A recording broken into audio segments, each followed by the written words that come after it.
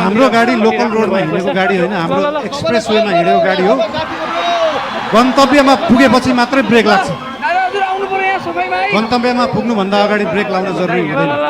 आज विभिन्न विशिष्ट अतिथिहरूले विभिन्न सल्लाह दिनुभएको छ, शुभकामना दिनुभएको छ, सुझावहरू पनि दिनुभएको छ, चिन्ता पनि लिनुभएको छ। सरकार भनेको त गाडी जस्तो हो, गाडीमा एक्सिलेटर मात्र होइन, ब्रेक हुन्छ, ब्रेक पनि लाउनुपर्छ भनेर चिन्ता पनि मान्नुभएको छ। त्यस्तो चिन्ता चाहिँ लोकल रोडहरूमा हिँड्दाखेरि गाडी सिधा गइराख्दाखेरि कहिले लेफ्टबाट गाडी आउँछ, कहिले राइटबाट मान्छेहरू आउँछ।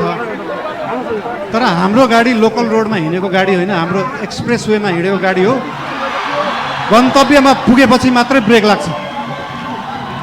गन्तव्यमा पुग्नुभन्दा अगाडि ब्रेक लाउन जरुरी हुँदैन।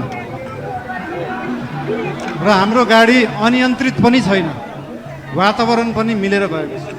त्यही भएर हाम्रो पार्टीप्रति, हाम्रो सरकारप्रति जुन चिन्ता लिनुभएको छ त्यसको लागि धेरै धेरै धन्यवाद पनि दिन चाहन्छु। चिन्ता लिनु राम्रो कुरा हो। जनता र जनताको भोट भनेको हावा जस्तो हुन्छ, कहिले हावा यताबाट चल्छ, कहिले उताबाट चल्छ भनेर चिन्ता लिनुभएको छ।